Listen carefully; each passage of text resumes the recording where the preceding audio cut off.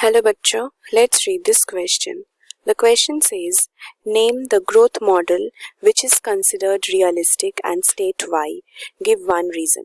तो हमको यहाँ पे क्वेश्चन में पूछ रहा है कि एक ग्रोथ मॉडल क्या है जो रियलिस्टिक माना जाता है और वो क्यों रियलिस्टिक माना जाता है वो भी हमको बताना होगा. तो हम इस क्वेश्चन का की कंसेप्ट देखते हैं. The key concept for this question is realistic growth model. तो ये ग्रोथ मॉडल क्या होता है सबसे पहले ये देखते हैं.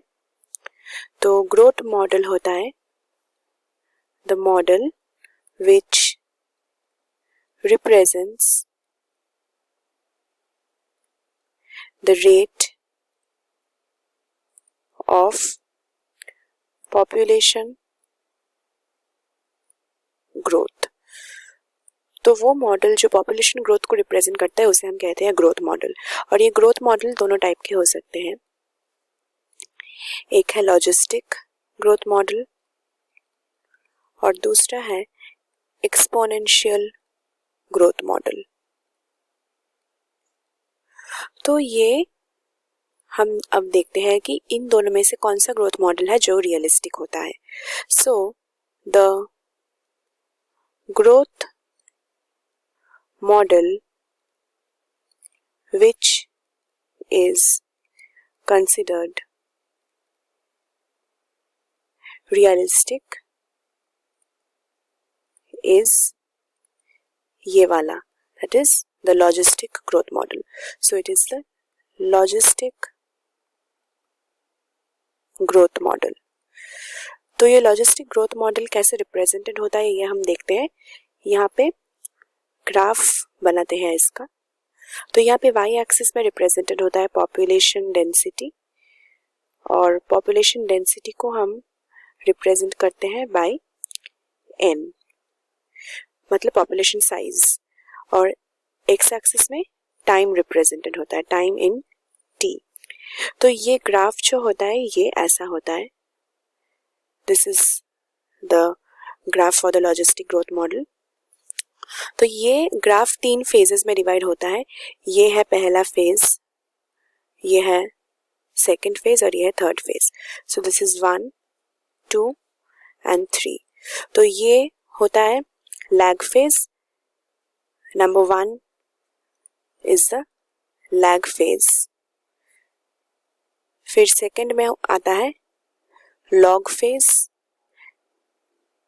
लॉग फेज मतलब जब पॉपुलेशन का साइज धीरे धीरे बढ़ रहा है और लैग फेज मतलब जब पॉपुलेशन स्लोली एडजस्ट होना स्टार्ट हो रहा है एनवायरनमेंट से and it is slowly starting to grow. तो ये होता है लैग फेज. और सेकंड में आता है लॉग फेज और थर्ड में आता है स्टेशनरी फेज, मतलब जब ग्रोथ जो है वो स्लो डाउन कर जाता है. तो ये सैचुरेशन में चला जाता है जिसके कारण ये स्लो डाउन होता है. तो इसका जो इक्वेशन होता है ये इक्वेशन रिप्रेजेंटेड होता है बाय, ये इक्वेशन हम यहाँ पे लिख रहे हैं, D N D T equals to R N into K minus N divided by K. तो ये होता है लॉजिस्टिक ग्रोथ मॉडल का इक्वेशन.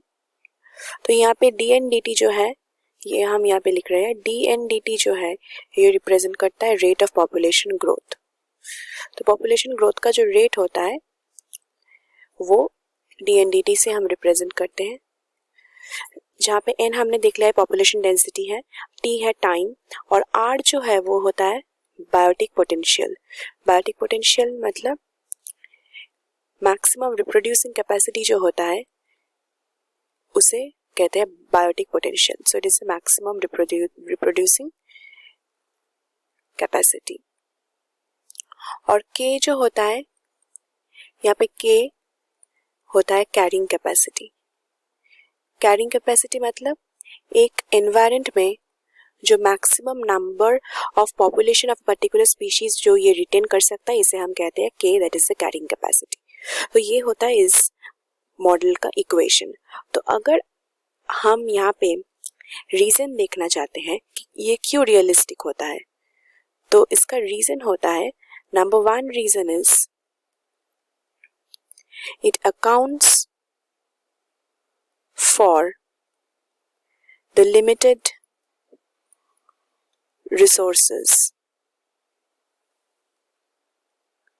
and environmental existence।